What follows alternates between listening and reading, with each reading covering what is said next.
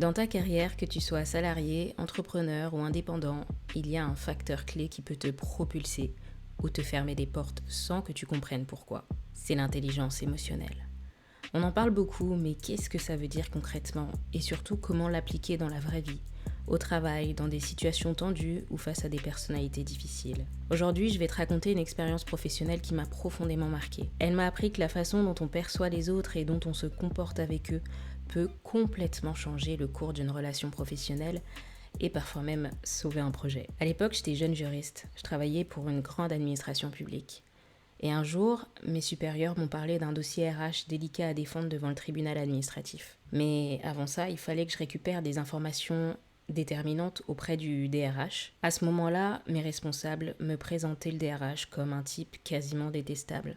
Selon elle, il ne répondait jamais aux emails, n'était jamais disponible, était désagréable, voire autant. Le message était clair pour moi. Bon courage, tu vas te faire envoyer balader.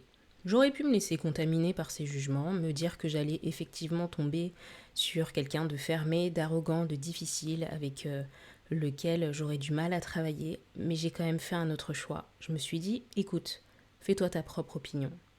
Alors le jour du rendez-vous, je me suis retrouvée face à lui. Première impression, effectivement, un homme froid, assez peu expressif et distant, mais tout de même professionnel. Au lieu de me braquer, je me suis mise en posture d'écoute active. Je l'ai laissé parler.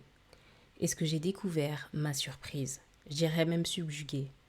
Son parcours, il m'a raconté son parcours, comment il avait commencé tout en bas de l'échelle. Et à force de travail, petit à petit, il avait grimpé les échelons jusqu'à devenir DRH. Et la personne que je voyais en face de moi était quelqu'un de compétent, de passionné par son métier, mais qui avait été sans doute blessé par le comportement autant de mes supérieurs et sans doute de d'autres personnes autour de lui. Ce n'était pas quelqu'un de fermé, c'était quelqu'un qui était sur la défensive.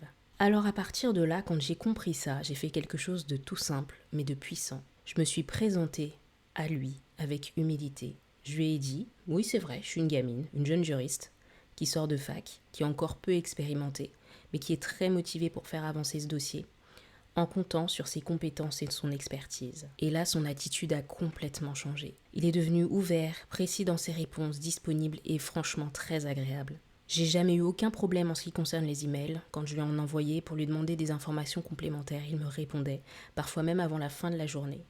Et je peux vous dire que cette collaboration a non seulement facilité mon travail, mais aussi renforcé ma conviction que l'intelligence émotionnelle, c'est pas juste un concept flou de développement personnel, mais une vraie compétence à cultiver dans son travail et même dans ses relations personnelles. Ce que cette histoire m'a appris, c'est que trop souvent dans nos relations professionnelles, on adopte, sans s'en rendre compte, des postures qui ferment la relation, en cherchant à prouver qu'on a raison avant d'écouter, en projetant nos jugements ou nos peurs sur l'autre, ou encore en attendant de l'autre qu'il nous prouve sa valeur avant d'ouvrir le dialogue.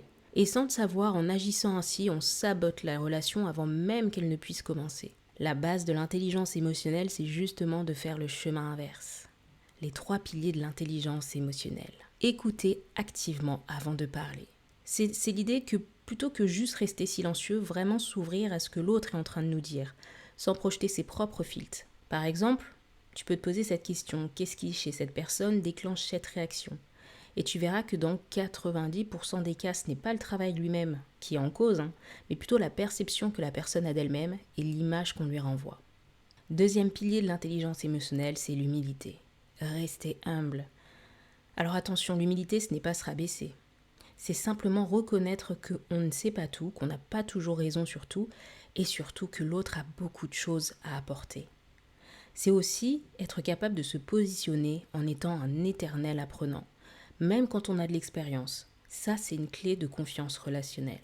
Enfin, troisième clé, ne rien prendre personnellement. C'est un des accords Toltec qui le dit très bien, ne prends rien personnellement. Un comportement froid d'une personne, une réaction désagréable, un mail sec, cela ne parle pas forcément de nous. Ça peut être dû au stress de la personne, aux peurs de la personne ou encore à des blessures qu'elle n'a pas pu résoudre. Et une fois qu'on intègre cela, on ne laisse plus son ego en fait nous couper des autres. On ne passe plus non plus à côté de relations professionnelles qui pourraient être épanouissantes et précieuses. En conclusion, ce que je retire de cette expérience, c'est que chaque relation professionnelle est une opportunité. Pas seulement d'avancer sur un projet, mais aussi de grandir dans son intelligence émotionnelle. Donc si tu veux des collaborations fluides, des relations de confiance, des projets qui avancent, travaille ta posture. Écoute, humilité, détachement. Parce que ce n'est pas seulement ce que tu sais qui fait la différence, c'est aussi la façon dont tu te fais sentir les autres en ta présence. Merci d'avoir suivi cette vidéo. Si tu veux d'autres contenus sur l'intelligence émotionnelle, le développement professionnel et personnel, eh bien tu es au bon endroit, abonne-toi. À très vite pour une prochaine vidéo.